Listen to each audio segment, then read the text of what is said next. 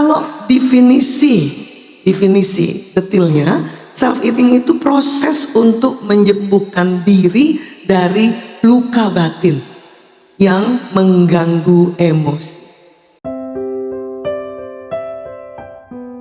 Self healing, wah, ya? Pernah dengar ya istilah self healing? Self artinya apa? Sendiri. Healing, pengobatan. Nanti kalau digabung self healing, pengobatan diri sendiri, ya. Jadi para ahli bersepakat mendefinisikan self healing adalah penyembuhan sendiri tanpa dibantu orang lain, ya.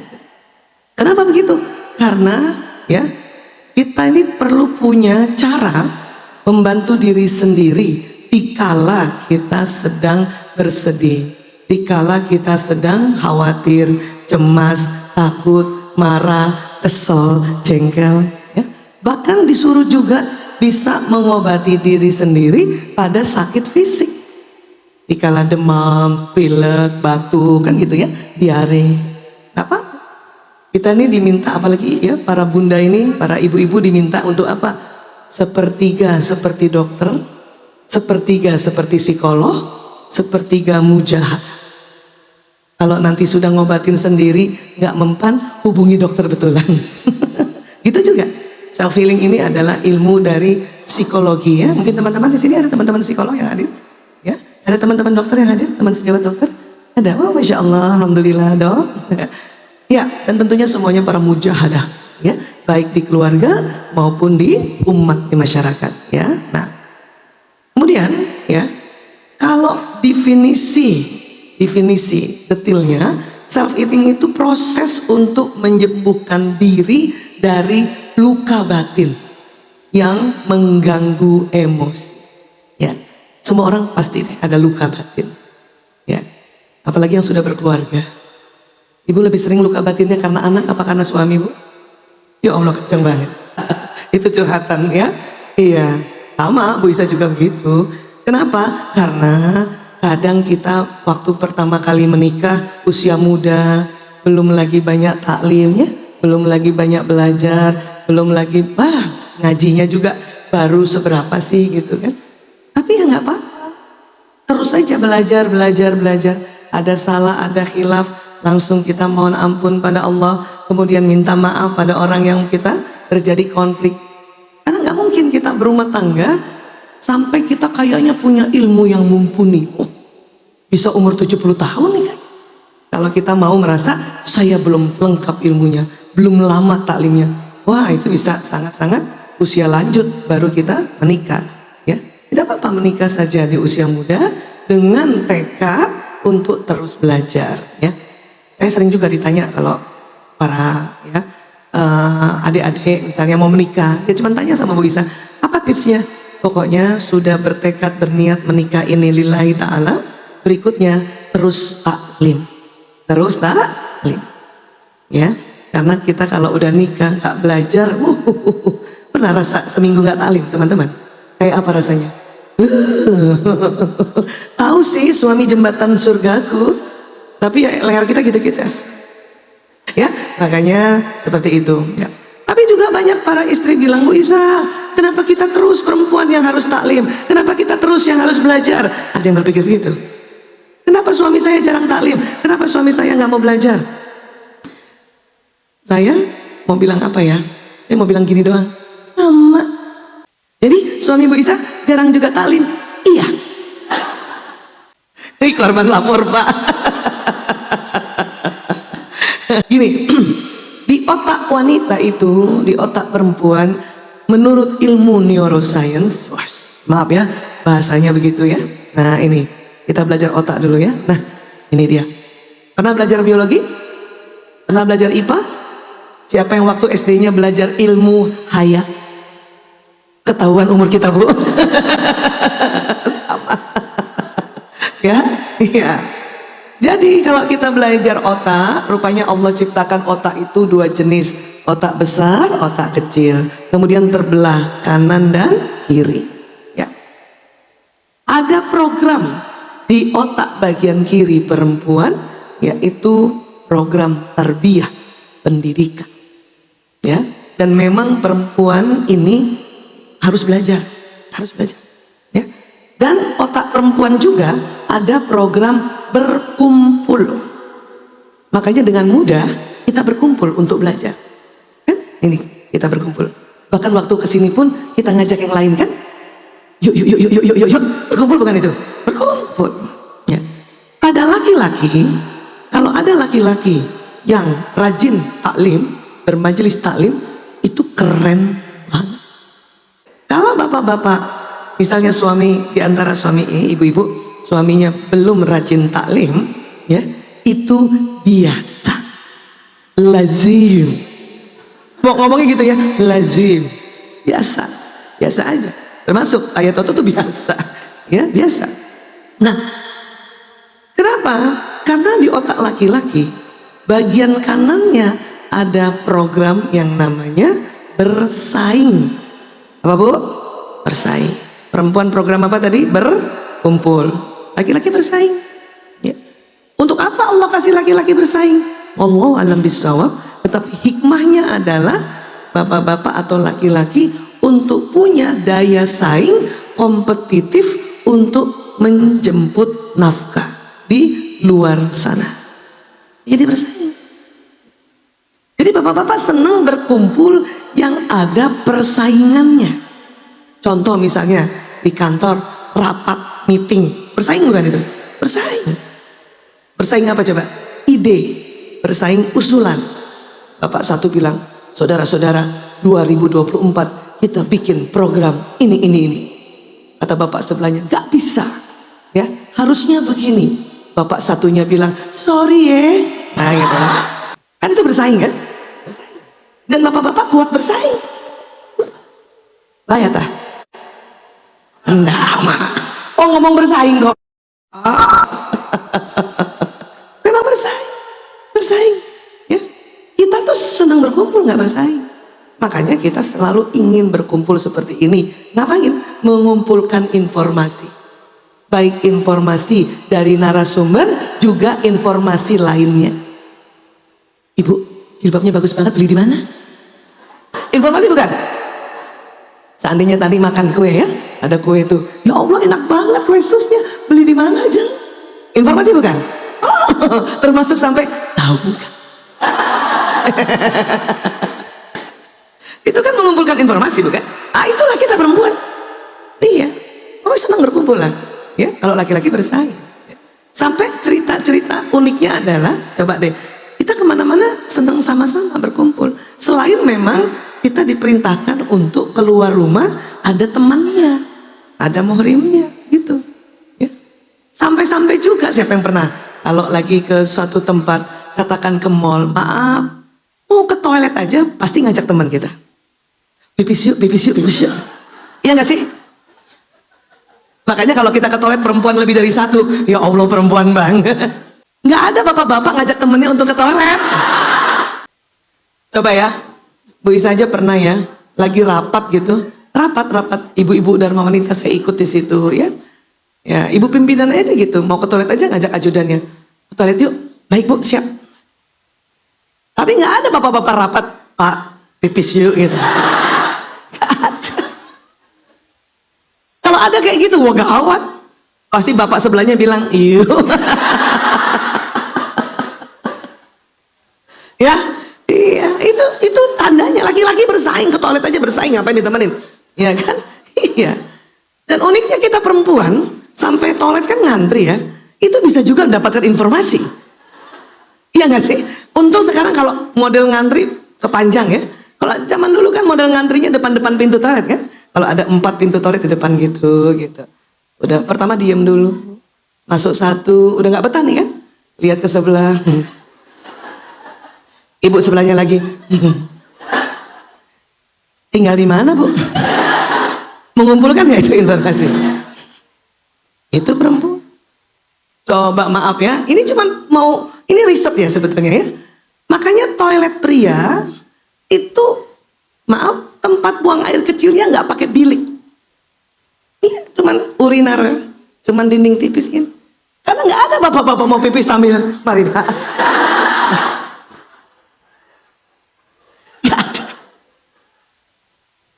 Iya nggak?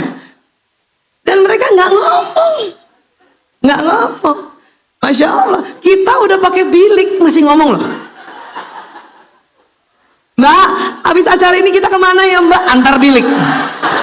Kita baru sadar ya, kalau kita berkumpul gitu ya. Ya Allah, ya Rabb, Allahu Akbar. Itulah perempuan.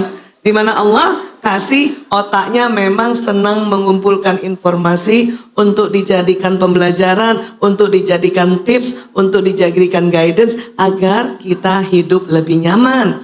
Karena perempuan memang lebih cepat baper, ya. Kenapa begitu? Itu sebuah anugerah yang luar biasa. Perempuan perasaannya lebih dominan, itu luar biasa. Ya, mudah-mudahan nanti kita sampai pada pembahasan perasaan, ya.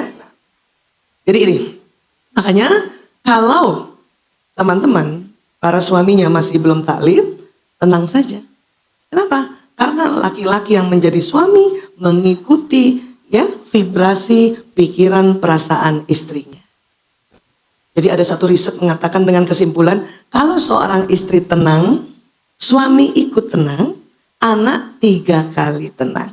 Nah, udah ada yang hafal tuh, alhamdulillah ya. Istri senang, suami ikut senang 1 kali, anak 3 kali senang. Dan juga kebalikannya, istri kesel, ya, suami ikut kesel, anak 3 kali kesel. Ya, kenapa 3 kali? Ya karena komunikasi itu ya ada yang namanya komunikasi verbal, ada komunikasi body language, dan ada komunikasi batin. Makanya anak walaupun di kamar bapak ibunya lagi kesel-keselan, itu nyampe sampai kamar mereka. Akhirnya dia juga 3 kali kesel. Untuk itulah mengapa kita yang perempuan yang dibuat untuk lebih sering, saya katakan lebih sering ya, bukan selalu, lebih sering. Bagaimana caranya untuk supaya senang dan tenang? Lebih sering, gak mungkin selalu. Jadi jangan ada yang tanya lagi, Bu Isa, bagaimana caranya untuk selalu tenang? Gak bisa, Bu. Karena memang kita diberikan dinamisasi emosi oleh Allah. Itulah sempurnanya manusia. Ya, kenapa Bu Isa? Karena di dalam otak itu ada namanya otak emosi. Izin ya, yang saya mudah-mudahan sudah mulai kelihatan ya. Ini otak dibuka nih. Makanya maaf panitia, saya selalu minta slide karena bicara otak ya, mudah-mudahan kelihatan ya. Mungkin di depan televisi kelihatan ya. Maaf di belakang. Ya, di depan ruangan depan maksud saya ya. Jadi otak ini kalau dibuka, di tengahnya ada namanya otak emosi. Yang mana Bu Isa? Ini dia. Yang putih-putih ini nih. Ini yang. Ya. Kalaupun nggak kelihatan, bayangin aja. Otak kita di tengah kita nih, otak tengahnya ada otak yang mengatur emosi. Ya, izin bisa kasih tahu namanya limbic system. Ukurannya sekepalan tangan masing-masing. Coba kepalkan tangan. Nah, segitu. Bandingkan dengan temannya. Siapa lebih besar emosinya? Kalau Bu Isa besar ya tangannya ya. Yang merasa lebih besar kepalanya tidak usah merasa emosinya lebih besar. Tenang saja ya. Struktur otak emosi sama. Kalaupun lebih besar ini mungkin karena kolesterol saja ya. Ini ya. Karena apa? Karena otak memang dibalut dengan kolesterol. Supaya apa otak dibalut dengan kolesterol? Supaya listrik yang di otak, jadi di otak itu ada listriknya. Ya, saya kasih lihat ya. Jadi ada loncatan listrik di otak.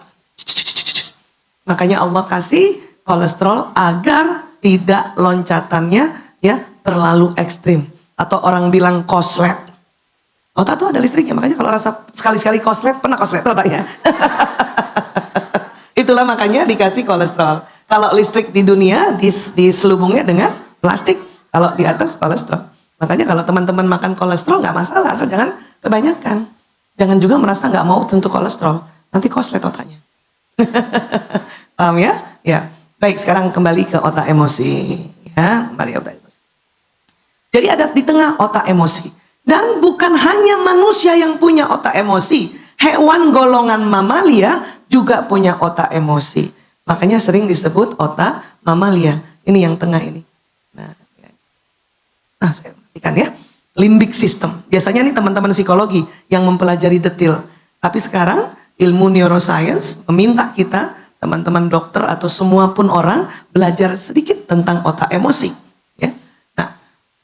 Kemudian ada di panjang ini di Sini batang otak, itu disebutnya batang otak.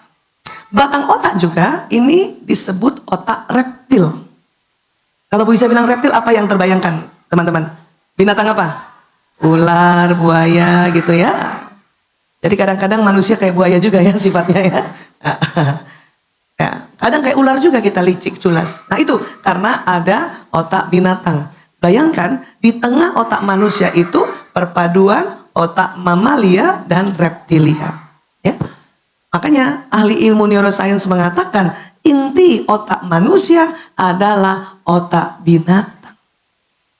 Inilah Allah selalu ingatkan kita untuk hati-hati, untuk bisa memanage nafsu kita agar kita derajat kita tidak di bawahnya binatang. Karena memang inti otak manusia binatang. Tapi ini luar biasa. Anugerahnya, ini anugerah Allah. Allah yang ciptakan. Inilah sebetulnya wujud sempurnanya manusia. Allah kasih otak mamalia dan otak reptilia. Agar apa? Agar hidupnya itu tadi dinamis. Gak rata. Makanya kadang sedih. Kadang khawatir. Kadang takut. Kadang kesel. Ya, itu. Nah itu, supaya dinamis. Ya.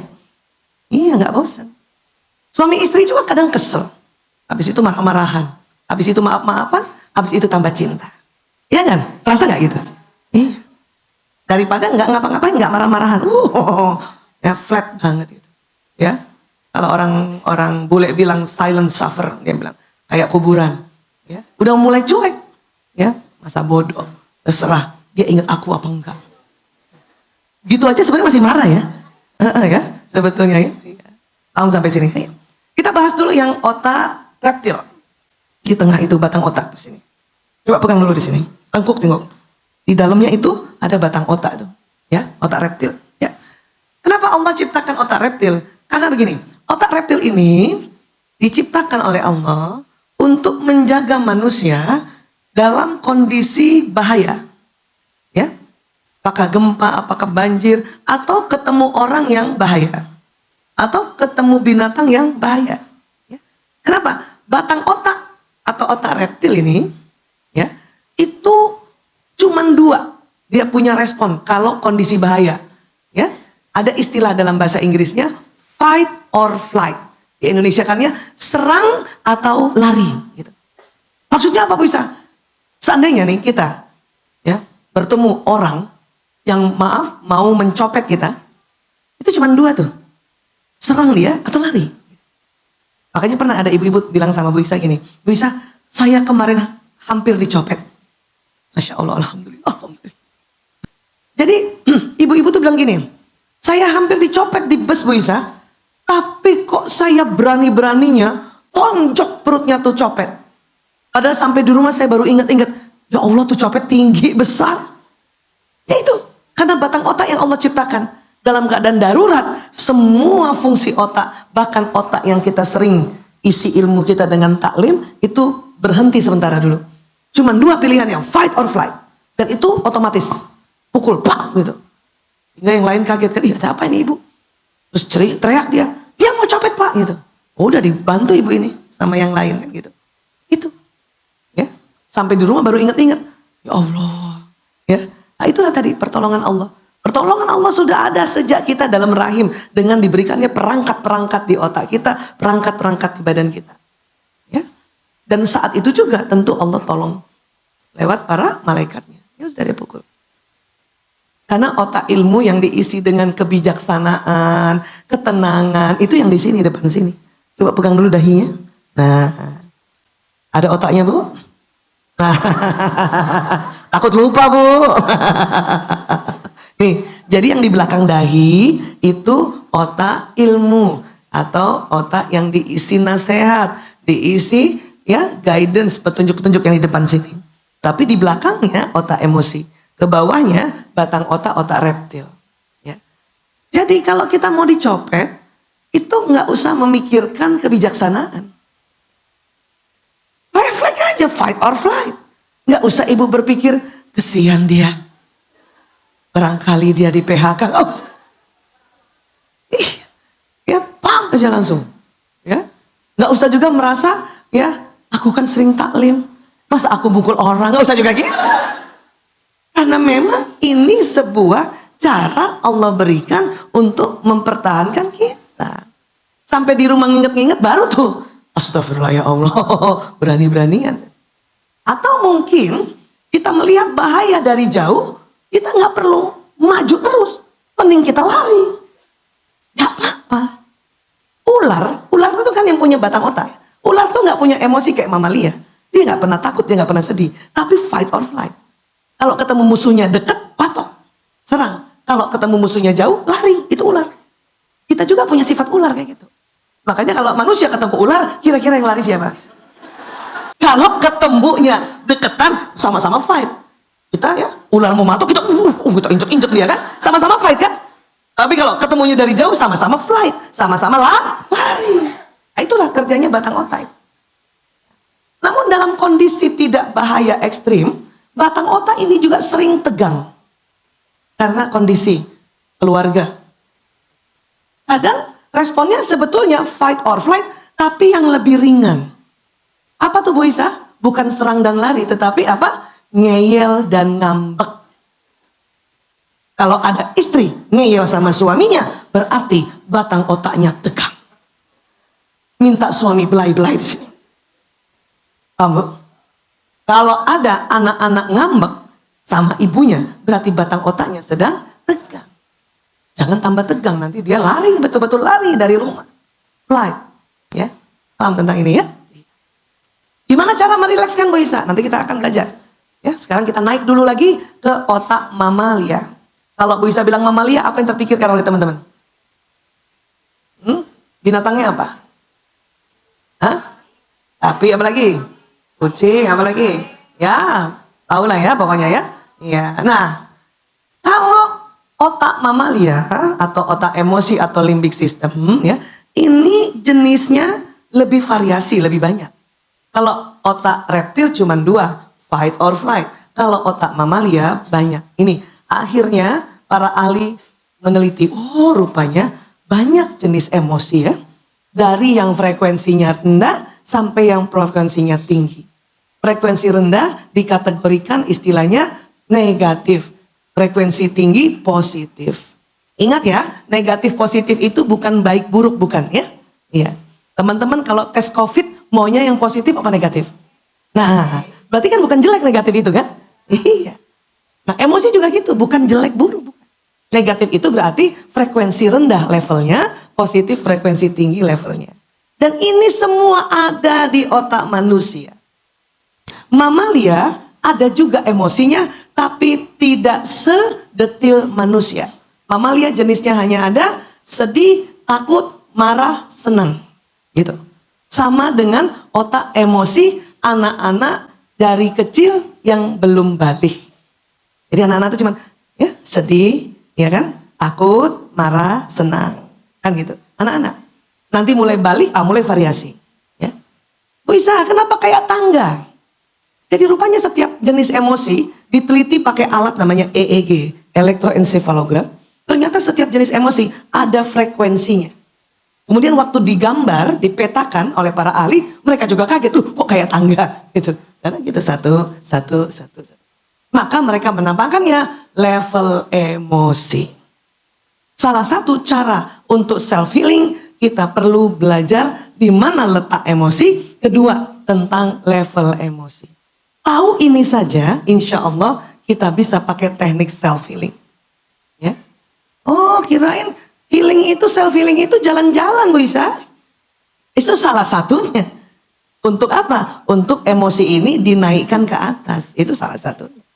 Nggak jalan-jalan cuma di rumah juga itu healing. Iyalah. Ya. Apalagi yang tipe orang rumahan. Siapa tipe orang rumahan di sini? Nah, semakin di rumah semakin healing, makin senang. Makanya pas COVID kemarin orang tipe rumahan itu ya, itu waduh yes. Gimana Bu Isa tahu orang tipe rumahan? Gampang. Mau tahu orang tipe rumahan?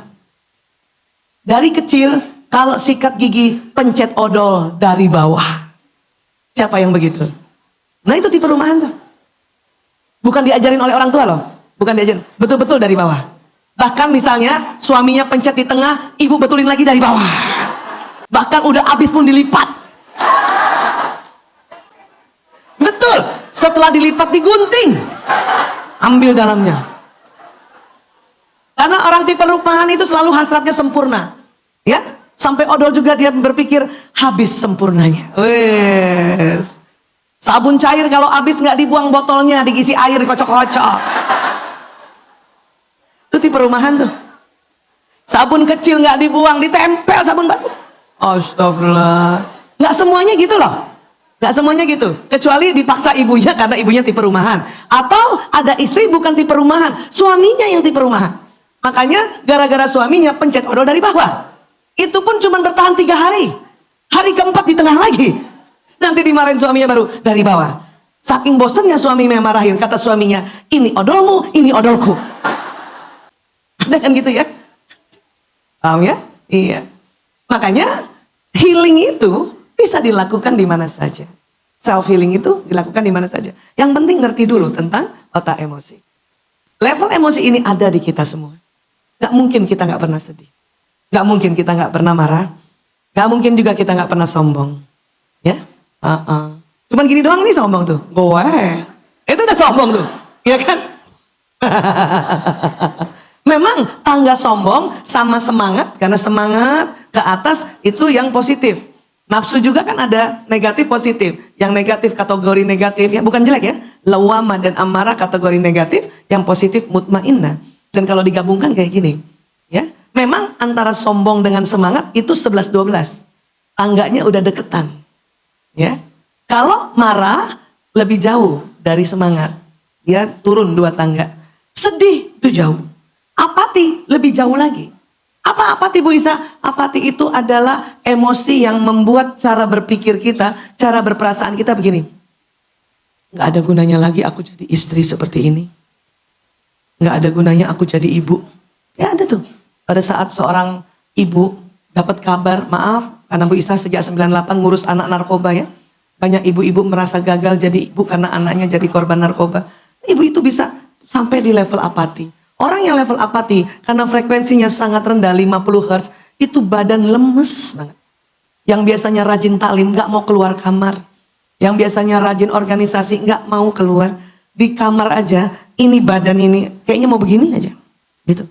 Karena frekuensinya sangat rendah, 50 Hz. Isi pikirannya gitu, percuma aku.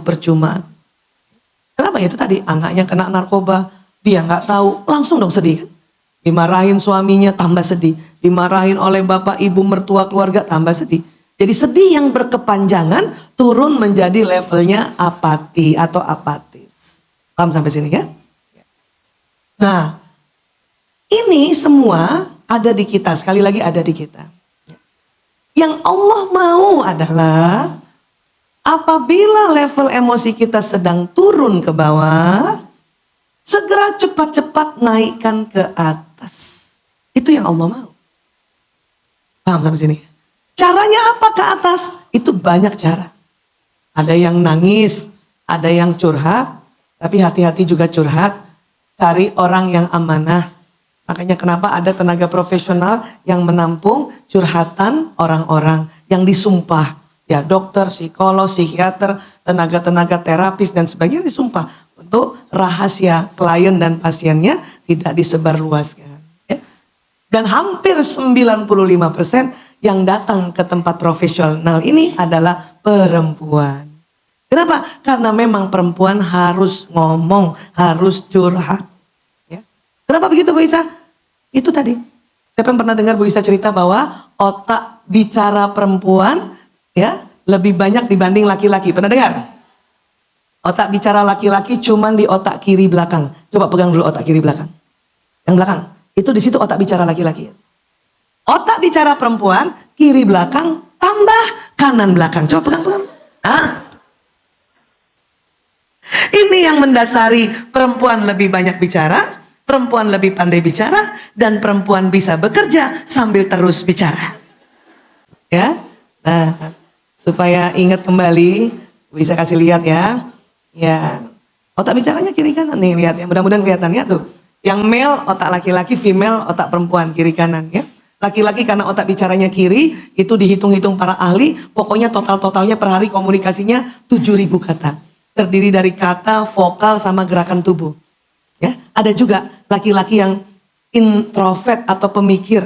Itu ngomongnya lebih sedikit, cuma 5.000. Ada juga laki-laki ekstrovert itu lebih banyak, 9.000. Coba masing-masing cek suaminya yang mana. 5.000, 7.000 atau 9.000? Yang mana? 5.000. Perempuan karena otak bicaranya kiri kanan, maka dihitung-hitung perharinya berapa? 20.000. Ada juga sih perempuan yang pendiam, yang kayak saya gini, gak percaya. Yang pendiam 16.000, yang aktif bicara 24.000.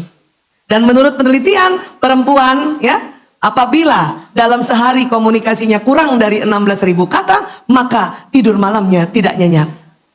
Itu perempuan. Itu makanya ngomong, Bu. Ya. Wah, perempuan itu cerewet. Bu Isa bilang, itu efek samping. Pantesan ya perempuan suka gosip, itu komplikasi. Karena 20.000 kata ini, ya.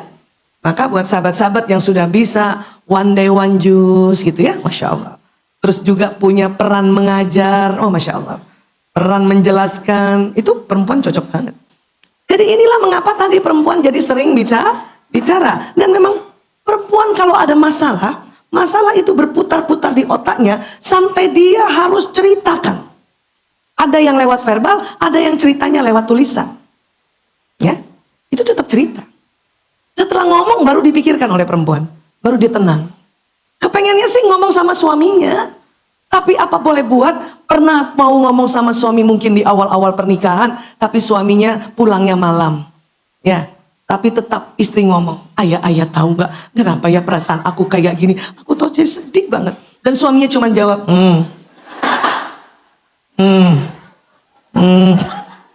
Ada yang begitu. Sama. Dulu waktu Bu Isa nggak tahu ilmu ini, karena ilmu ini baru tahu 2006, nikahnya 92. Penelitiannya memang baru 99-2000 di London tentang otak pria wanita di Institut Psikiatri London. Dulu 92 sampai 2006 bertengkarnya hanya ini. Itu yang membuat emosi naik turun. Habis taklim damai tenang, ya? Mendapatkan realita turun marah. Habis taklim lagi naik lagi, marah lagi. Apalagi belum tahu ilmu ini. Jadi waktu ayah Toto cuma jawab, dalam hati itu rasanya, ya Allah, sudah luntur cintanya pada aku. Tapi setelah tahu ilmu ini ya, apalagi Jakarta kota besar, karena ada konsep ganjil genap, harinya ganjil bawa mobil genap, itu pasti pulang di atas jam 9 malam. Sampai rumah jam 11. Ya, baru ibu bisa paham kenapa bapak-bapak kalau udah malam ngomongnya cuma, karena 7.000 kata sudah habis di kantor. Kuotanya udah habis, Bu. Jadi kita tinggal sisa-sisa doang. Pernah suatu ketika siang-siang Bu Isa ke kantor ayah Toto tuh, saya lihat di kantor dia ngomong aja. Mulai baper kan? Turun level emosi, kesal, marah. Terus mojok, terus gini dalam hati. Tuh kan, kalau di kantor aja ngomong. Sama aku aja kalau di rumah. Jelek kan kalau kita begitu, Bu? Itulah makanya kita harus taklim. Jelek muka kita kalau termasuk juga apa? Laki-laki. Ya, perempuan karena 20.000 kata, makanya kalau WA chatting panjang lebar dan cuma dijawab oka. Jempol. Kalau malam hari kayak Bu Isa kemarin kan, sampai di Batu saya WA udah jam 11 memang. Cuman dibaca, nggak dibales status online. Doa Allah itu kalau nggak belajar dan meminta pertolongan Allah, pasti saya telepon tuh. Tapi udah mulai tahu, oh ya, laki-laki kalau malam hari ke atas dia cuma sanggup membaca, tidak sanggup menjawab. Kalaupun itu online, mungkin ketiduran setelah baca WA kita dan belum sempat ditutup, maka status online. Berbaik sangkalah teman-teman, karena itu akan membuat kita sehat. Tahu sehat? Sehat itu singkatan senang hati. Sakit salah kita. Makanya kalau kita sakit langsung cek apa salah saya nih. Paham ya? Ya.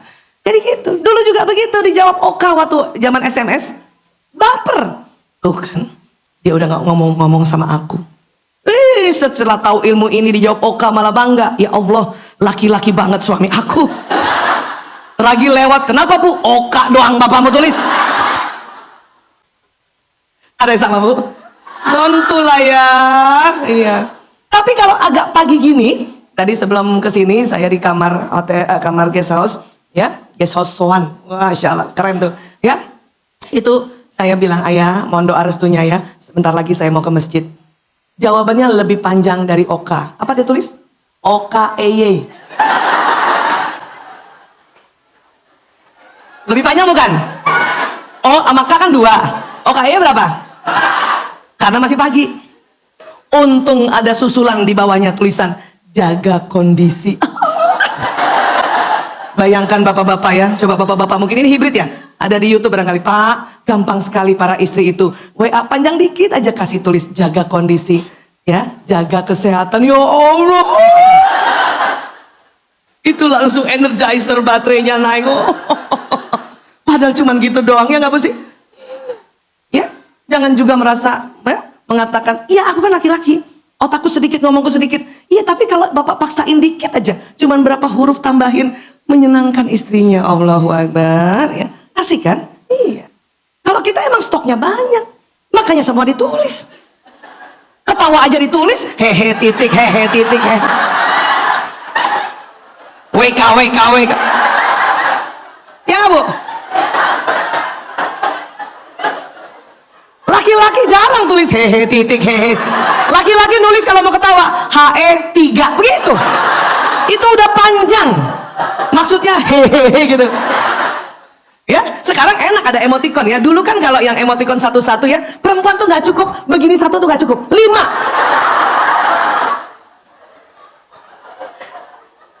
Karena waktu ngetik itu juga gerakan, sehingga kalau di total keluar 16.000 nanti itu. Ngerti, Bu? Makanya ini kalau kita udah ngerti, kita tinggal ketawa aja. Saya sekarang dijawab Oka tuh nggak pernah lagi marah, ketawa. Bahkan levelnya mutmainnah. Bersyukur suaminya laki-laki. Karena sekarang banyak juga suami bukan laki. Paham ya, Bu? Itu yang saya bilang pentingnya kita berilmu, agar kita pas turun dikit naik ke atas, turun dikit naik ke atas.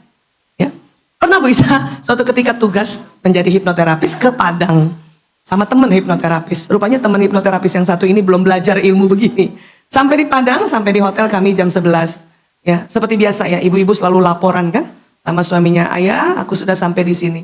Di temen juga di tempat tidur sebelah juga begitu, tulis. Saya lihat suami online tapi nggak balas, tapi saya tenang-tenang aja simpen. Temen tuh ditungguin 15 menit 30 menit, nggak dibales. Terus apa? Dia telepon suaminya, papa baca WA. Serem banget. Saya kaget, astagfirullah. Suaminya akhirnya marah, kenapa? Karena suaminya tertidur, jadi cuma baca, read, nggak dibalas, tapi kan terbuka kan tetap online kan? Dia tertidur, jadi marah dia. Kalau Bu Isa mah tenang aja, kenapa? Tahu, sabar, insya Allah, ya setelah sholat subuh dibalas. Kenapa? Karena 7.000 kata sudah ada lagi karena sudah bangun. Makanya sabar sudah. Ya Allah, gitu. Nggak usah berantem gara-gara yang beginian. Ya, ini fitrah soalnya. Nggak usah juga berpikir saya ganti suami, nggak usah. Percuma, Bu. Speknya juga kayak gini, cuman casingnya doang yang beda. Percuma, mending kita belajar. Udah sayang-sayang aja nih satu, ya. Kecuali satu, maaf, KDRT. Nah ini tuh, itu mengancam kejiwaan, ya. KDRT karena apa? Macam-macam. Apakah karena memang dia ada kelainan mental, apa maaf sedang aktif pakai narkoba, atau ada kelainan lain sehingga istrinya selalu dipukul? Itu boleh, tinggalin, Bu. Tinggalin, kalau ada suami kayak gitu tinggalin, Bu. Kau tinggalin, Bu Isa? Iya, tinggalkan, cari pertolongan. Bukan cari yang lain, cari pertolongan. Main mau cari yang lain aja. Cari pertolongan dulu. Kalau belum bisa diobatin baru cari yang lain. Ngerti tentang ini ya? Iya, karena banyak 10 tahun terakhir ini Bu Isa, bukan hanya narkoba yang diurus, lagi perselingkuhan. Dengan alasan itu tadi, suami saya nggak pernah balas WA saya. Dalam hati saya, ya Allah, Bu, pasti belum pernah dengar media sosial aku. Paham ya? Ya. Jadi perempuan itu memang harus curhat. Bahkan perempuan waktu curhat itu hanya ingin disimak. Betul, Bu? Tidak perlu solusi. Tapi laki-laki karena otak tanggung jawab, pas dia ya mendengarkan istrinya curhat, laki-laki karena tanggung jawab dia kasih solusi. Gara-gara inilah debat lagi, debat kusir lagi. Masya Allah. Pernah teman-teman curhat sama suami, ayah aku sakit kepala. Mana? Apa kata suami? Solusi bukan itu. Solusi, karena dia sayang sama istrinya. Tapi perempuan kalau bilang saya sakit kepala, sebetulnya udah minum obat ya kan? Bahkan sakit kepalanya pagi hari, malam udah sembuh tapi baru cerita. Makanya kalau disuruh minum obat, ayah aku sakit kepala, minum obat dong. Langsung kesel, obat apaan lagi? Semua obat udah aku minum. Ya, gitu. Karena memang nggak butuh solusi. Ayah aku capek banget kalau pagi nganter anak sekolah, misalnya ibu-ibu gitu ya. Makanya kata suami, kalau gitu kita sewa supir aja. Supir mahal tahu, mendingan juga uangnya buat aku. Kata suami, lah katanya capek. Sekali lagi karena kita nggak mau solusi, ingin curhat aja karena kita udah punya jalan keluar. Dan kadang-kadang laki-laki marah sama istrinya karena curhatnya terulang lagi. Dan dia marah merasa solusi yang diberikan kemarin-kamarin kamu nggak pakai. Ayah, dada aku sakit ya, ke dokter jantung dong kamu, gitu kan. Nah udah, bulan depan lagi, ayah dada aku sakit, kan aku udah bilang ke dokter jantung. Laki-laki merasa solusinya nggak dipakai. Padahal menurut kita, ngapain ke dokter jantung, nah gue dokter. Kan gitu kan? Nah itu yang terjadi. Maka bisa merubah strategi sejak 2006. Setiap mau curhat, bikin pengumuman. Ayah, aku cuman curhat aja. Dengarkan saja. Oke. Sehingga suami nggak perlu capek-capek carikan solusi. Pulang kantor itu sudah capek, Bu. Dengar laki-laki dengar istrinya curhat, merasa saya bertanggung jawab, maka saya harus carikan solusi. Itu capek. Cilakanya lagi, solusinya nggak pernah kita pakai. Itu tambah marah dia. Maka bilang, dengar aja ya. Oke. Suami saya cuma ngangguk-ngangguk aja, kadang cuma Saya tahu tuh dia nggak dengar. Yang penting saya ngomong kan gitu. Karena habis ngomong saya baru bisa kepikiran, oh jalan keluarnya ini. Kita begitu, ya. Atau kadang, ini suami-suami juga ajarkan juga nih. Boleh nih bapak-bapak nih. Kalau istrinya curhat, ya belum bilang bahwa ini cuma curhat doang, tanya dulu, sebentar. Curhat ini mau pakai solusi atau tidak? Nah gitu. Laki-laki harus nanya kayak gitu. Supaya gak debatnya kemana-mana. Ya, nanyanya kayak gitu, mau pakai bawang goreng apa enggak? Paham ya Bu? Pak? Karena berantemnya gara-gara ini.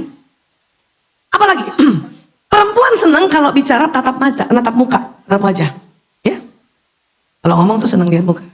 Siapa punya anak perempuan? Kalau mau anak perempuan kita ambil hatinya, ya, dan merasa diperhatikan, gampang. Setiap anak perempuan cerita, lihat mukanya. Ya, paham ya? Misalnya gini, anak perempuan kelas berapa aja? Bunda, tadi aku di sekolah, muka kita ya begitu ya. Kita lihat mukanya sambil ngangguk-ngangguk. Walaupun ibu nggak ngerti. Kalau ibu lagi pegang HP, ya, pegang HP, anak perempuan ibu ngomong, datang, langsung simpan HP-nya, lihat. Anak perempuan nggak suka sambil dia ngomong, ibunya dengerin sambil pegang HP. Itu nggak suka. Dan kadang kalau kita nggak dengar apa dia ngomong, apa nak? Apa kata anak perempuan? Udah lewat. Julid kan? Saya belajar sampai sekarang, kalau ragil ngomong saya simpan. Kecuali, ada kecualinya. Yang chatting ayahnya. Karena anak perempuan dari kecil harus tahu bahwa kalau seorang istri berhadapan dengan suami dan anak, duluin suami. Sebentar, nak. Ayah chat, ibu jawab 3 menit. Jadi diam dulu. Tapi kalau orang lain siapapun dia, bahkan mungkin kakak-kakaknya ragil chatting saya dengar dia dulu, baru nanti saya jawab. Kalau mau ambil hatinya perempuan, gampang tuh. Umur berapapun. Paham ya soal itu ya? Karena memang perempuan seneng kontak laki-laki kurang suka kontak mata. Laki-laki cuman ngomong kalau kita lihat mukanya cuman tahan 5 detik tatap-tatapan. Kenapa itu Bu Isa? Karena putih-putih mata ini, atau namanya sklera mata, perempuan lebih lebar dibanding laki-laki, putih-putih matanya ya. Nah karena putih-putih mata atau kita sebut sklera mata, wanita lebih lebar dari pria. Ini yang membuat wanita senang bicara lihat muka, lihat wajah. Kalau nggak percaya nanti di rumah bercermin sama suami ya. Coba lihat putih-putih matanya ya, karena yang lebih lebar. Ya, nah ini, paham ya? Makanya laki-laki cuma tahan ditatap wajahnya 5 detik saja. Ya. Sayang ya, banyak istri kalau ngomong sama suami sekarang, karena belum tahu ilmunya ya, selalu kalau ngomong dijanjangin matanya gitu. Apalagi, aduh laki-laki kalau lebih 5 detik dilajang ngomongin mukanya begitu. Apalagi ngomong soal duit, aduh males dia. Ayah tahu nggak, uang sekolah sekarang naik, apa-apa naik. Mukanya kita gitu ya. Dia laki-laki cuma tahan 5 detik lihat kita, setelah 5 detik ibu masih lihat mukanya, dia langsung lihat tembok, lihat TV, lihat gadget lagi. Nggak tahan emang laki-laki. Ya. Tapi dulu waktu ta'aruf, Kok kenapa dia liatin aku, kata ibu-ibu kan? Ya karena ibu nggak ngeliatin dia, kan ibu tunduk. Laki-laki yang menjadi suami, pada saat istrinya nggak merhatiin matanya, dia akan senang lihat wajah istrinya. Maka ibu kalau ngomong sama suami, cukup 5 detik. Ayah tahu nggak? Terus tunduk. Jadi gini ayah.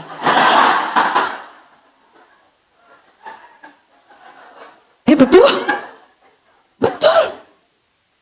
Jadi gini ayah, kalau misalnya kita ada nasi atau mau ajak makan sambil sendok nasi itu pasti suami akan senang lihat wajah istrinya dengan leluasa, ya, jadi gitu. Atau pura-pura lihat ke atas gitu, gini loh ayah, betul, ya. Tapi ibu kalau mau pakai cara gini harus dalam kondisi cantik, bu.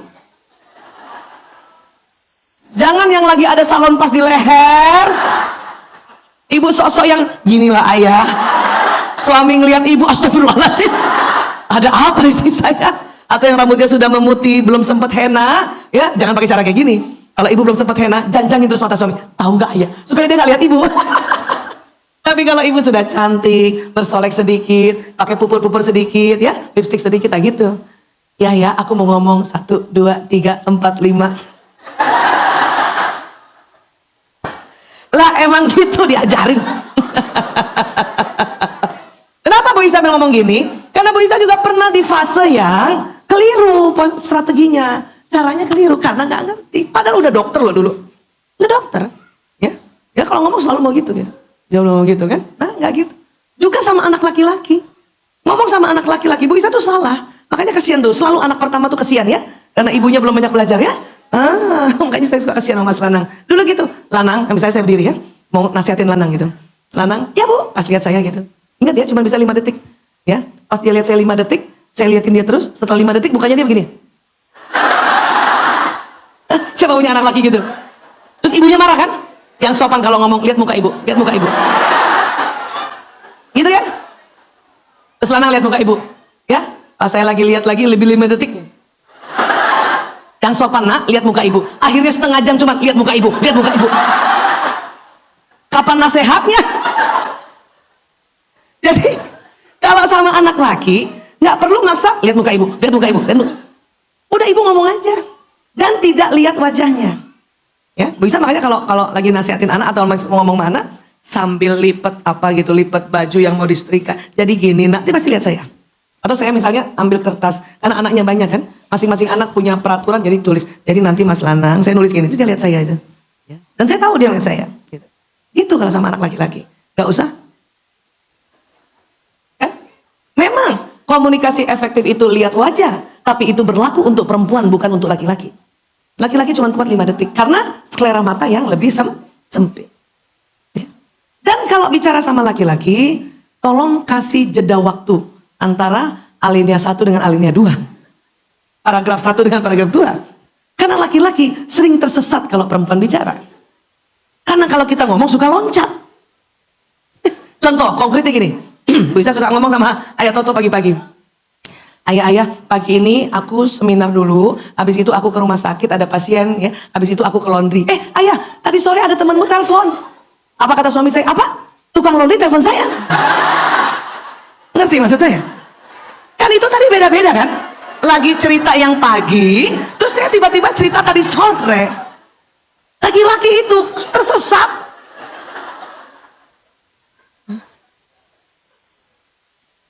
Lanang, ayo cepat mandinya. Apalagi di kamar mandi kan kita sering ngomong sama anak di kamar mandi kan. Anak harus cepat mandinya. Nanti kalau sudah nanti handuknya taruh di tempat handuk. Kita mau ke rumah paman. Apa dia bilang apa bu? Taruh handuk di rumah paman. Kalau ingat-ingat itu ketawa. Jadi kalau ngomong sama laki, diam dulu sebentar. Ya, kalau ada yang berita baru. Kita perempuan, coba pernah perhatikan gak? Kita ngomong ngalur ngidul, nyambung. Tadinya ngomong sekolah, setelah itu ngomong pasar, setelah itu ikut-ikutan ngomong debat politik. Nyambung loh. Tanpa ada jeda. Iya, memang banyak barang-barang sekarang di boykot ya. Kemarin lihat nggak itu ya, debat cawapres. Mic-nya 2, nyambung bisa. Iya, memang sekarang apa-apa 2 kilo aja mahal. Ngomong kita begitu perempuan, bisa kayak gitu ya. Unik. Makanya kalau laki-laki ngomong pelan-pelan, pelan-pelan. Paham sampai sini ya? Boleh ya? Soal mata udah ngerti? Iya. Mungkin pernah dengar, nggak apa-apa, diulang lagi. Ya. Karena yang begini tuh yang bikin tadi emosi naik, turun ya. Naik, turun, kesel ya. Nah sekarang, memang boleh kesal ya. Tapi cepat-cepat, kesal itu masuk di tangga marah. Karena kesal itu varian dari marah. Kesal, jengkel, benci, itu variasi dari marah. Berarti kan gara-gara itu kita turun marah kan. Nah biasa aja sih sebetulnya itu lazim. Tapi akan jadi lebih baik kalau cepet-cepet naik lagi untuk paling tidak semangat lagi, menerima lagi, damai lagi gitu. Karena kita lebih beruntung kalau berada di zona yang disebut mutmainnah ini. Gimana caranya Bu Isa? Oh gampang. Ya. Cara paling umum itu adalah, tarik nafas panjang. Tarik lewat hidung, keluar lewat mulut. Coba tarik nafas panjang dulu teman-teman ya. Buang lewat mulut. Nah itu. Lebih bagus lagi nafas perut. Waktu tarik nafas, perutnya majukan. Ya, perutnya majukan. Waktu hembuskan nafas, perutnya kempeskan. Apakah nafas oksigennya akan sampai perut? Bukan. Kalau perut kita majukan, paru-paru memanjang ke bawah. Jadi paru-paru penuh dengan oksigen. Kalau kita keluarkan karbon dioksida sampai kempeskan, itu nanti karbon dioksida keluar berikut energi negatif emosi tadi. Ya, jadi tarik nafasnya. Coba ya, tarik nafas, perutnya majuin ya. Yuk, bismillahirrahmanirrahim. Tarik nafas, majukan perutnya. Oke, bisa kayak gitu ya. Sekarang hembuskan. Kempesin. Nah, gitu. Paham ya? Bagus lagi. Waktu dikeluarkan, bayangkan emosi apa yang mau dikeluarkan. Misalnya ya, ini punten nih gambarnya gini. Marah. Dan bayangkan dia masuk ke tanah. Ya. Bu Isa, kalau bukan tulisan, saya lihat warnanya hitam pekat, boleh. Suka yang mana? Kalau saya kombinasi, lebih bagus lagi. Udah warna hitam keluar, tulisan keluar semua. Ya, berarti ibu mau nguras itu. Nguras semua energi marah. Ya. Berapa kali Bu Isa tarik nafasnya? Tergantung Bu. Keselnya sama siapa? Bu Isa kalau kesel sama anak 3 kali tarik nafas, udah plong. Tapi kalau sama suami 9 kali. Lebih lama sama suami ya.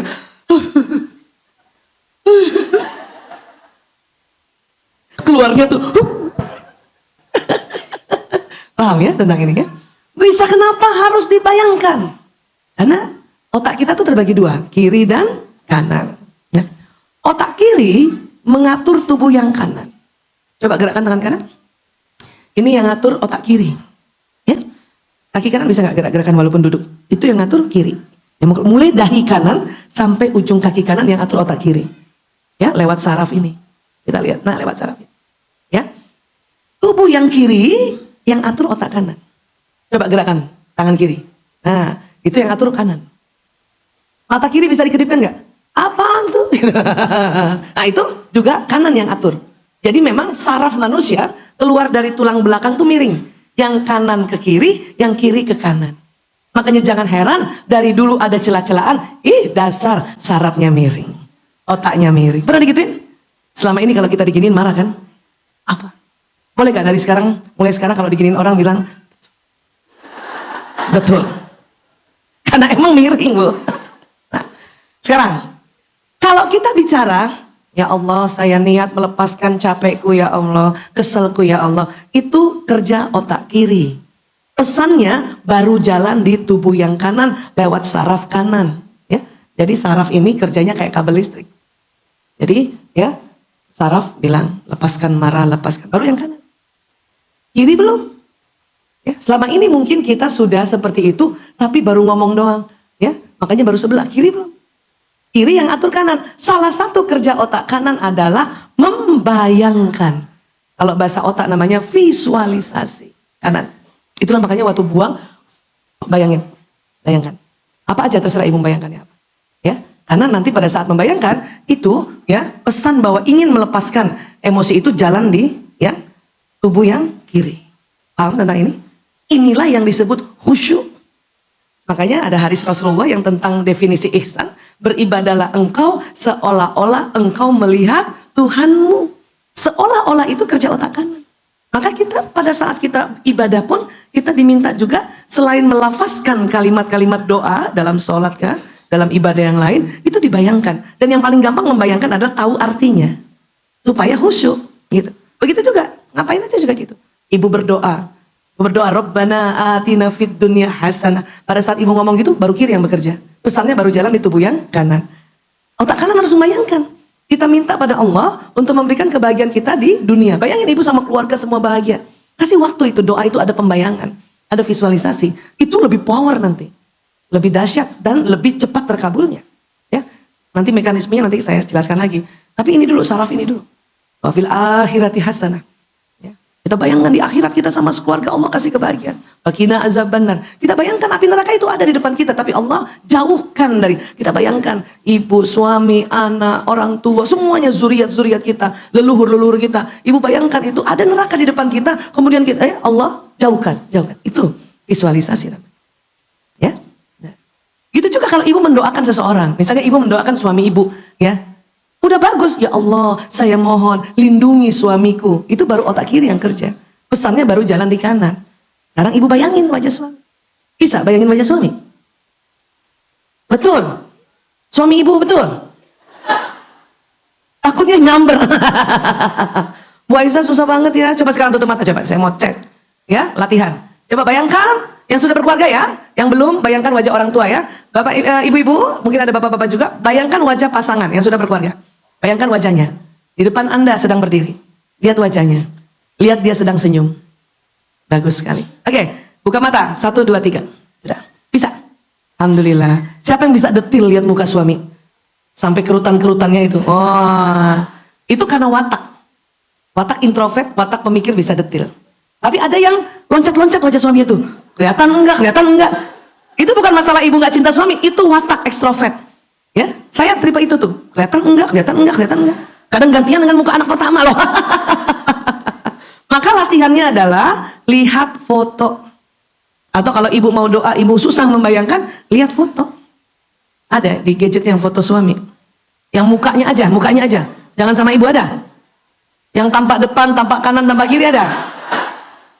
Mulai sekarang bikin tuh foto. Ayah, abi sebentar ya. Cekrek, hadap kanan abi, cekrek, hadap kiri abi, cekrek. Itu apa? Buat ngedoain. Kata abinya belajar apa? Lagi ini istri saya. Belajar visualisasi namanya. Otak kanan, dan itu udah diteliti. Sudah diteliti. Paham tentang ini ya? Iya. Kembali tadi. Jadi waktu kita manajemen emosi, pakai tarik nafas panjang, kemudian lepaskan sambil membayangkan. Ini cara umum. Mau umur berapapun, mau laki atau perempuan, mau bangsa apapun, agama apapun, ini cara umum. Ibu pernah nggak kalau lagi jengkel seseorang di jalan tiba-tiba tarik nafas, gitu. Itu juga cara umum Allah kasih. Nah, sekarang supaya lebih dalam Bu Isa, bagaimana apa yang kita pakai? Allah bilang ingat aku, ya kata Allah ingat aku, karena aku akan ingat kamu, gitu. Maka selain tarik nafas, kita harus ingat Allah. Makanya kita harus berzikrullah. Kondisi emosi kita yang sedang turun, itu memang paling afdalnya, lafaznya istighfar. Astaghfirullahalazim. Karena istighfar itu huruf jaharnya banyak. Dan huruf jahar apabila dilafazkan, karbon dioksida keluar kan? Iya. Astagfirullah. Dan kalau levelnya lebih dalam lagi, yaitu sedih, itu yang diminta istirja. Inna lillahi wa inna ilaihi raji'un. Jadi pas huruf-huruf jahar itu, ibu keluarkan karbon dioksida. Kenapa nggak tarik nafas kayak tadi aja bisa? Nah ini dia, keberuntungannya lain. Nafas biasa, ini supaya gampang ya, hitung-hitungannya pakai liter aja ya. Oksigen yang ditarik 1 liter nafas biasa. Kalau tadi kita tarik nafas, perutnya dimajukan, itu oksigen ditarik 3 liter. Tapi kalau kita habis istighfar nih keluar dulu dia. Dia bukan narik dulu. Astaghfirullahalazim. Ah, itu yang ditarik 5 liter. Berarti lebih makanya lebih beruntung kalau kita betapa beruntungnya kita umat Islam dikasih cara oleh Allah manajemen emosi dengan istighfar. Karena dari sisi pernafasan saja lebih banyak tarikan oksigennya. Coba sekarang kita istighfar. Waktu istighfar, ya astagfirullahaladzim, setiap huruf jaharnya ibu bayangkan keluar karbon dioksida. Berikut tadi marah, kesal. Habis itu ya perhatikan hidung akan tarik oksigen secara otomatis. Ya coba Astaghfirullahaladzim. Ya enggak? Hidung tarik oksigen otomatis tanpa ibu harus begitu. Ya, lagi ya coba ya. Astaghfirullahaladzim. Ya kan? Enak kan rasanya? Maka kalau misalnya kita sedang level emosinya turun, kemudian kita istighfar, coba cara yang seperti tadi. Istighfarnya satu persatu. Rasakan oksigen masuk. Kita selama ini udah istighfar, bagus, Masya Allah. Cuman terlalu cepat. Astagfirullah, astagfirullah, astagfirullah, astagfirullah. Sehingga nggak sempat narik oksigen. Astagfirullahaladzim, astagfirullah. Apalagi istighfar ya, yang matanya mau keluar. Astagfirullahaladzim. Oksigen nggak ketarik, Bu. Kan gitu kita ya. Udah bagus kita ingat Allah, sebut-sebut Allah, tapi begitu nyebutnya, ya Allah. Boleh nggak Ibu kalau sebut Allah yang cantik itu, Bu? Coba. Ya Allah. Ayo Bu, coba Bu. Ya Allah. Masya Allah. Istighfar yang cantik coba. Astagfirullahaladzim. Asik kan? Coba sekarang Ibu bayangkan, anak ibu nih sampai di rumah, anak ibu berantem, tarik-tarikan kursi, nangis-nangisan, dan ibu yang dimarahin suami, ibu istighfar sambil senyum. Coba ya bayangin. Coba ibu bayangin. Dan ibu istighfar. Coba ibu istighfar. Astagfirullahaladzim. Atau bisa. Ya nggak tahu di rumah ya.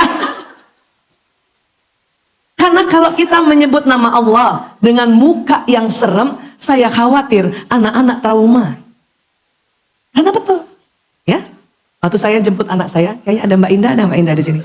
Ya, waktu itu anak kami sama-sama di lab school. Saya pernah jemput anak saya Ragil di lab school. Dia belum keluar dari kelas, saya duduk di kantin.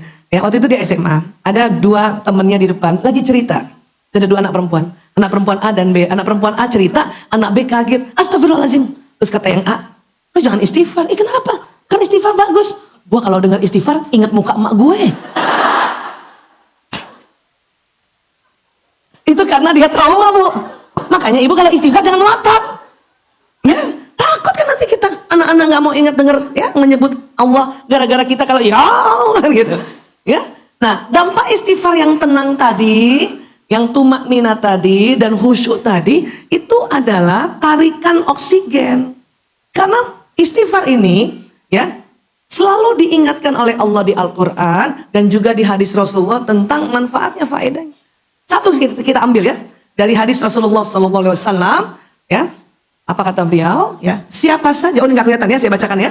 Saya bacakan. Kalau yang di TV kelihatan nggak? Ya, kata Nabi, siapa saja rutin membaca istighfar, maka Allah akan memberikan solusi atas setiap kesulitannya. Tuh, solusi atas setiap kesulitan. Ya.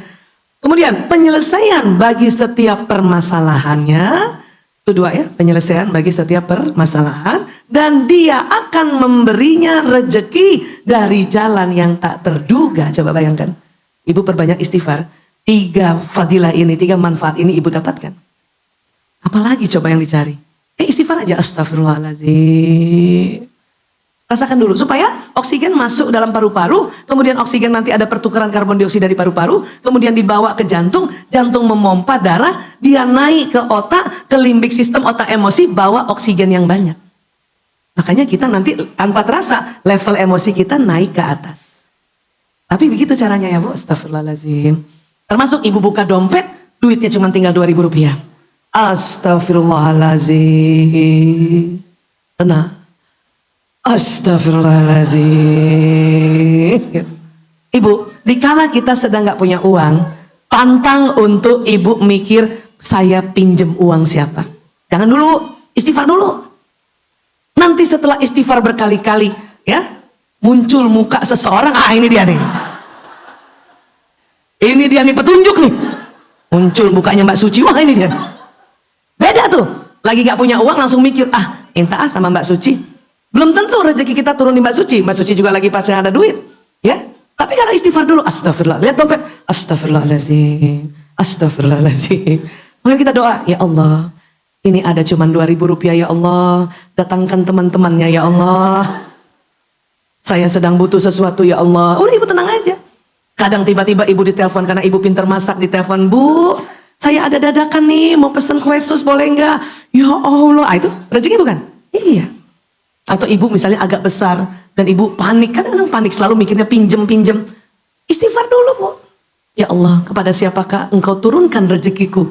Wasilahnya kepada siapa? Makhluknya ya Allah, orangnya ya Allah. Baru setelah istighfar berkali-kali, kemudian muncul wajah, barangkali ini ya Allah. Kalau iya ya Allah, mudahkan. Baru kita datang. Pak Suci, saya ada begini. Oh iya, insya Allah ada. Bukan? Makanya istighfar dulu. Jangan mikir dulu. Atau langsung pinjol. Oh, cilaka itu. Paham tentang ini ya? Kenapa? Karena Allah tadi memberikan apa? Penyelesaian setiap ya ada masalah. Jalan keluar terhadap ya kalau kita ada kesulitan, ada solusi untuk dan juga memberikan rezeki dari jalan yang tak terduga. Banyak orang meremehkan istighfar. Masa manajemen emosi pakai istighfar doang, Bu Aisyah? Oh iya. Daripada susah-susah. Gampang gak istighfar? Gampang. Yang penting lafaznya jelas, kemudian tunggu dulu biar oksigen masuk. Karena nanti otak kita ini akan diberikan oksigen, level emosi naik di atas menjadi level emosi mutmainnah, sehingga mungkin gak perlu pinjam.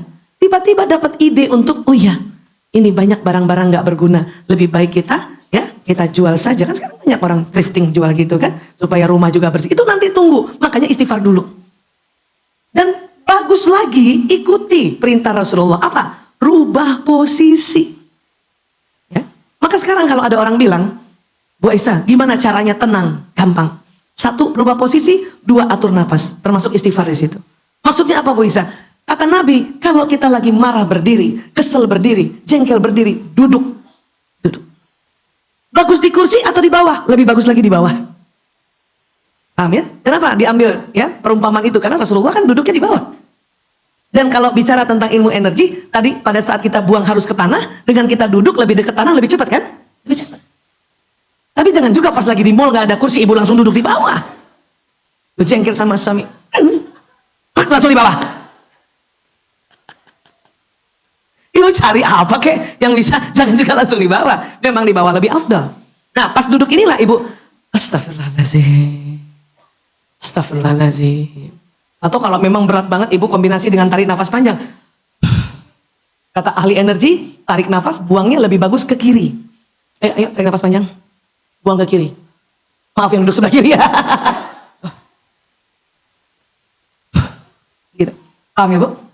Makanya saya sering tuh kalau lagi kesel sama Ayah Toto, pas Ayah Toto duduk di sebelah kiri, saya pindah. Mau ngapain? Tarik nafas. Kenapa diambil begini? Diambil dari hadis Rasulullah. Pada saat kita bermimpi buruk, pas bangun meludah ke kiri. Makanya juga buang nafas ke kiri. Makanya coba cek tidur. Siapa yang suaminya tidur sebelah kiri? Hati-hati Bu. Karena perempuan paling sering mimpi buruk. Pas ibu bangun, suami ibu di kiri. Nah, kalau begitu posisinya, ibu begini dulu ya Bu. Paham ya? Makanya Bu Isa ini sering cerita ya begini. Kalau lagi jalan sama suami berdua, siapa yang sering diajak jalan sama suami berdua? Naik motor kah? Naik mobil ada? Seneng nggak? Seneng Bu. Tapi 1 jam berikutnya kesel. Kenapa? Perbedaan laki perempuan yang bikin kita kesel. Naik turun level emosi. Untung kita duduk sebelah kiri dan setir di Asia kanan. Eropa kan kiri. Makanya 1 jam, 2 jam, 3 jam jalan sama suami. Maaf, itu jendela mobil berembun. Gara-gara dikit-dikit.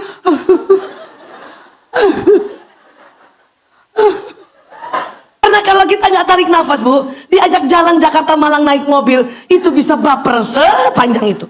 Percuma, sakit nanti kita. Dan akhirnya nggak barokah, dosa juga. Makanya salah sedikit. Hanya gara-gara apa? Cuman gara-gara nih, tambahan lagi itu tadi 1 ya. Kan mata laki-laki nggak bisa ngelihat kita ya. Kemudian apalagi? Laki-laki sudut matanya itu tidak seperti perempuan. Nih lihat, mudah-mudahan bisa kelihatan. Perempuan lebar. Coba ibu-ibu yang perempuan saja ya, bukan laki-laki. Coba ibu-ibu atau siapapun yang perempuan, tangan kanannya ke depan. Lihat tangan. Sekarang saya tanya, apakah ibu lihat ke depan, lihat tangannya ya? Apakah ibu masih bisa lihat teman yang duduk sebelah kanan? Masih bisa lihat teman yang duduk sebelah kiri? Laki-laki nggak bisa seperti itu. Loh, saya. Kata Ustadz, masa? Nggak bisa. Karena laki-laki sudut matanya itu sempit, tetapi lihat ke depan jauh. Paham ya Bu? Perempuan lihat kanan kiri lebar, lihat ke depan pendek. Ya, ini dia. Makanya berantemnya nih, dulu Bu Isa berantemnya gara-gara apa? Ayah Toto bawa mobil, dari jauh kalau sudah mau sampai di satu tempat, dia sudah lihat gedungnya. Makanya dia bilang, itu dia, gedungnya sudah kelihatan. Ibu Isa karena perempuan, nggak bisa lihat jauh, begini jadinya. Mana sih? Pernah nggak? Kata suami, itu mana sih? Kan gitu ya? Apa yang bikin kesel? Yang bikin emosi langsung levelnya turun? Kata suami begini, masa gitu aja nggak lihat? Itulah langsung.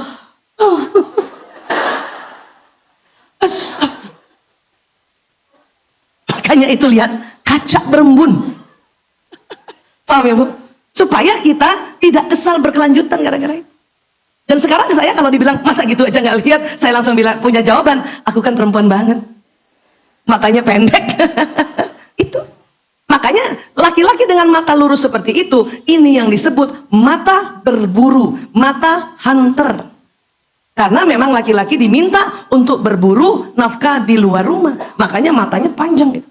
Memang sekarang berburu nafkahnya bukan berburu di hutan, tapi berburu dari mana? Dari gedung ke gedung, dari office ke office, naik kendaraan. Ya, ini memang laki-laki yang paling cocok berburu di hutan. Coba bayangin Ibu, dengan mata yang panjang, laki-laki bisa lihat kijang pas di depannya, dan gak banyak ngomong, tinggal ambil senjata dapat. Coba kalau perempuan yang ke hutan, udah nggak ngelihat, ngomong terus, mana kijangnya ya, mana lari atau kijang, ya kan? Udah ngomong dari kijang, lari dari kijang. Maka perempuan disebut mata penjaga sarang, penjaga sarang atau nest keeper.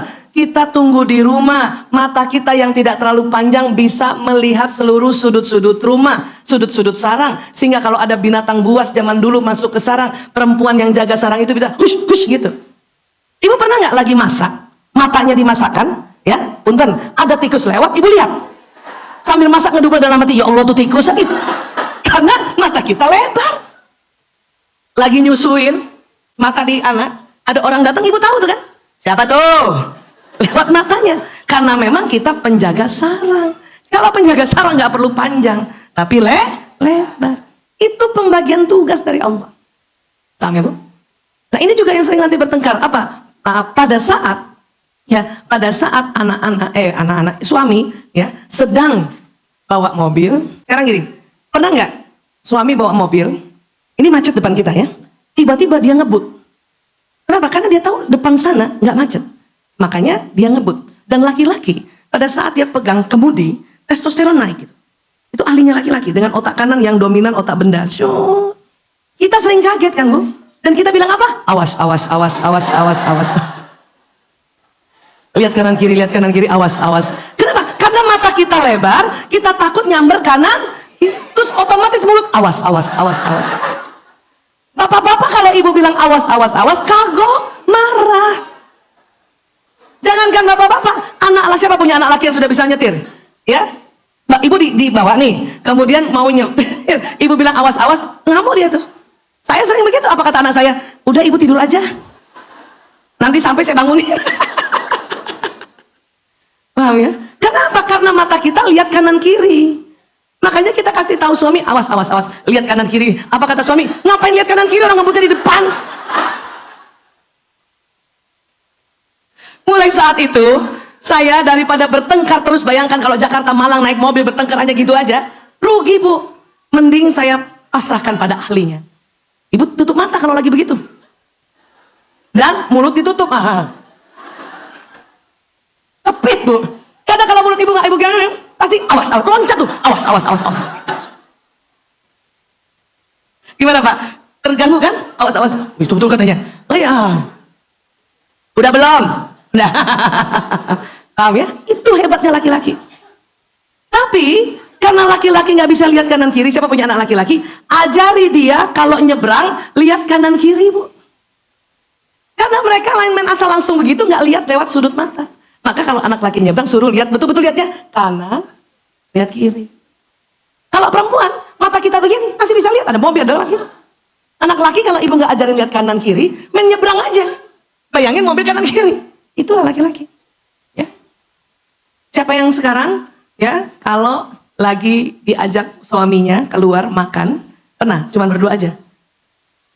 Tolong ibu duduk depan suami, jangan di samping. Percuma ibu cantik, suami nggak lihat. Malah dia lihat ibu yang meja depan. Karena ibu di samping.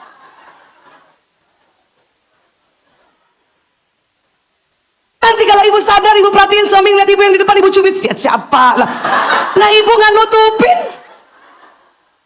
Tapi waktu awal-awal nikah, kalau kita duduk di samping, mau kok suami lihat? Iya, karena perutnya belum ganjel.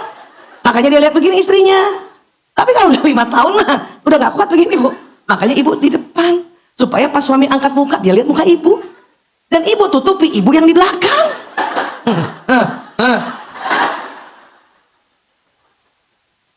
Paham ya bu? Iya. Kecuali sama anak-anak. Gak apa-apa anak-anak di depan, kita di samping. Tapi kalau berdua di depan. Ya. Dan ingat, teknik tadi digabung. Cuman lihat 5 detik. Depan, ayah, jadi gini ayah. Digabung semuanya. Coba deh, tambah mesra ya Allah. Masya Allah. Makanya anak saya 5 tuh tambah mesra. Paham ibu? Itu asiknya. Ya. Dan nanti nih, karena laki-laki emang matanya lurus, sering ada masalah di rumah. Kalau apa? Cari barang. Laki-laki cuma dapat yang di depannya.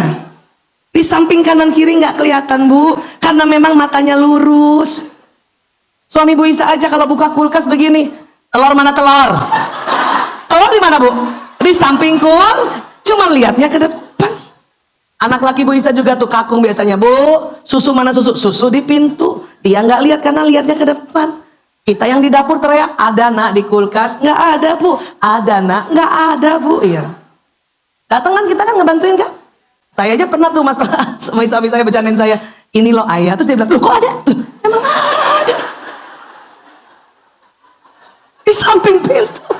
Makanya sekarang saya taruh telur, nggak semua di samping pintu, separuh di depan. Supaya pas dia buka dia udah lihat ada. Sering nggak gitu bu? Pagi-pagi anak laki heboh kan? Cari gesper. Bu, gesper di mana? Dia nyarinya di depan, digantungnya di samping. Makanya ibunya sewot juga kan? Apa kata ibu-ibu? Ini, makanya cari pakai mata, jangan pakai mulut. Nah, itu omongan ibu sedunia kan? Dan ketahuilah ibu, laki-laki tersinggung kalau ibu bilang cari pakai mata. Karena sesungguhnya sudah pakai mata. Cuman dia nggak tahu kalau matanya panjang. Makanya banyak anak laki-laki berangkat sekolah dengan perasaan yang jengkel oleh ibunya. Hanya gara-gara, bunda, pulpen aku mana ini?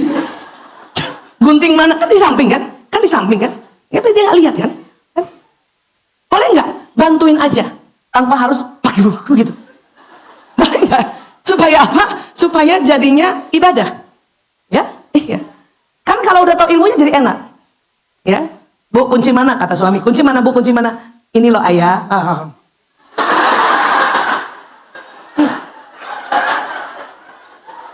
Karena kalau ibu nggak tutup mulut tuh pasti tadi pakai mata.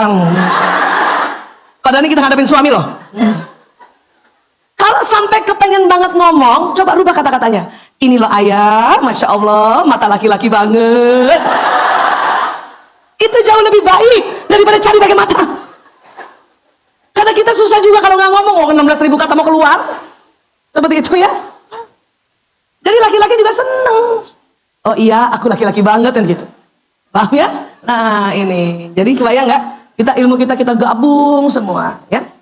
Kemudian Allah kasih lagi pada perempuan ini satu anugerah yang luar biasa. Apa? Otak tengahnya, ya ini otak nih, otak dibelah ya.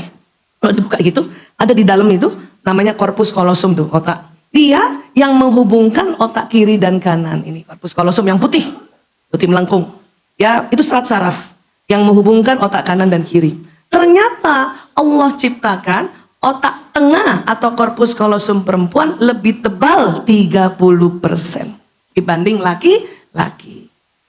Inilah yang menyebabkan perempuan bisa mengerjakan, nah ini wanita mampu mengerjakan berbagai pekerjaan yang tidak saling berhubungan dalam satu waktu. Betul, Bu? Gendong anak kedua, masak, nyopin anak pertama, kakinya ngepel, pantatnya tutup lemari. Kita banget kan.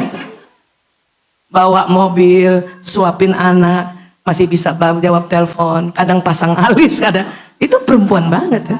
Ya Allah kasih itu, makanya luar biasa tuh multitasking.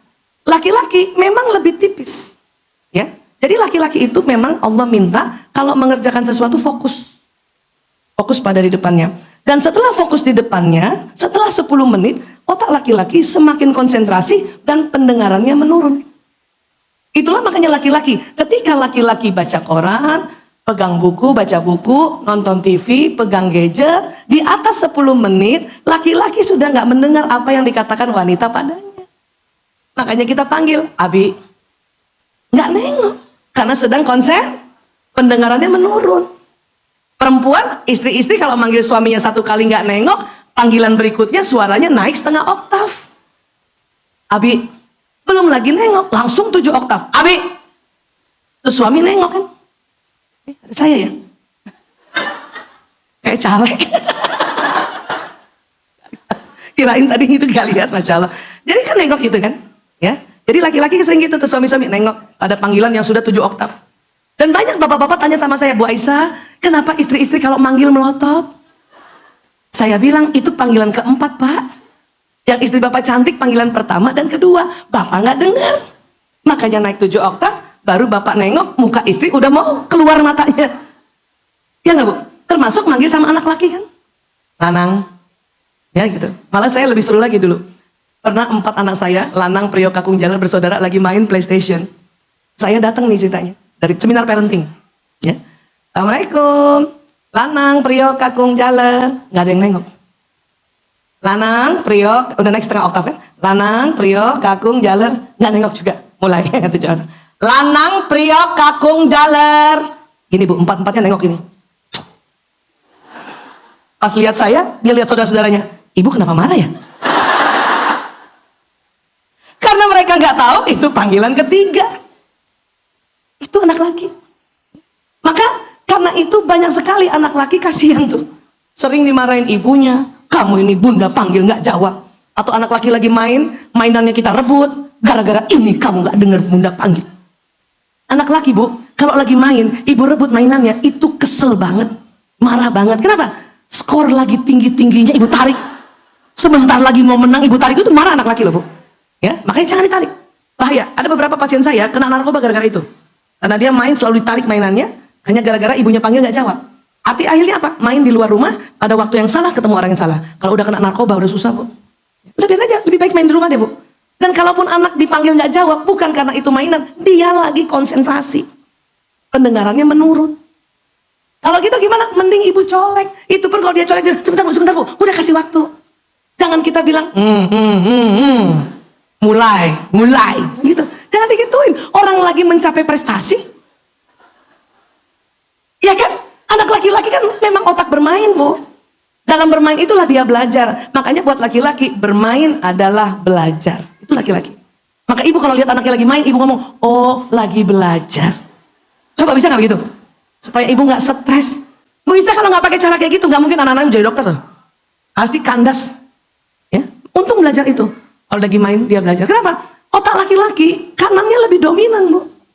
Ya, jadi kanannya otak laki-laki lebih dominan sambungan otaknya. Ya, mudah-mudahan ada di sini. Coba pegang otak kanan Bu.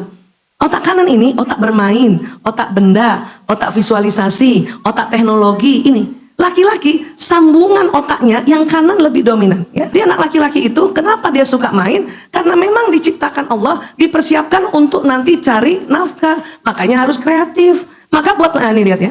Nih lihat Bu. Nih, itu anak perempuan. Sambungan otaknya dia seimbang kiri kanan. Tadi ingat tadi sambungan otaknya ada listrik. Ya. Laki-laki kanannya lebih dominan dari kirinya Bu. Kanan itu otak main, warna-warni, teknologi, kreativitas, benda, musik. Ya, itu kanan lebih dominan nih kanan.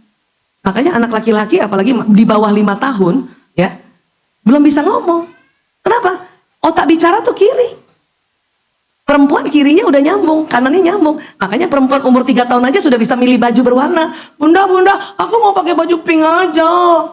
Sebab sepatu aku pink. Itu anak perempuan. Anak laki masa bodoh mau sepatunya pink, bajunya hijau, coklat. Makin berwarna makin suka. Karena otak kanannya otak berwarna. Ya. Anak perempuan udah bisa bicara, anak laki ngapain? Ini otak kanan, otak bermain, main musik dia. Ngomongnya cuman sedikit, din tuh ngomong. Siapa masih punya anak laki masih di bawah 6 tahun? Yang bicaranya masih belum lancar? Sabar. Bukan speech delay, bukan. Yang penting ibu ya stimulasi saja terus. Belajar membaca anak laki dan perempuan itu beda, Bu. Anak perempuan duduk manis, ibu kasih misalnya, maaf misalnya gini ya, duduk manis, kemudian kasih kertas aja, ibu gambar sedikit bola, kasih warna-warni bola, tulis BOBOLALA, anak perempuan ngerti. Anak laki nggak ngerti. Lebih baik ibu beli bola, karena bola kan bentuk benda, itu untuk otak kanan. Baru tulis tulisan bola, tempel di bola itu. Itu dia dapat ngerti. Saya dulu semua rumah ada tempelannya, meja, kursi, bahkan supaya anak-anak saya tahu ya tulisan ibu, saya tulis Ibu Isah, tempel di dada. Dia main di ruang tamu, saya dari dapur ke ruang tamu, dapur dia nggak tuh anak-anak. Ibu itu nggak ada 1 jam tahu itu Ibu Isa. Begitu anak laki-laki. Makanya kalau mau sekolahkan anak laki-laki tanya sama sekolahnya banyak mainannya nggak?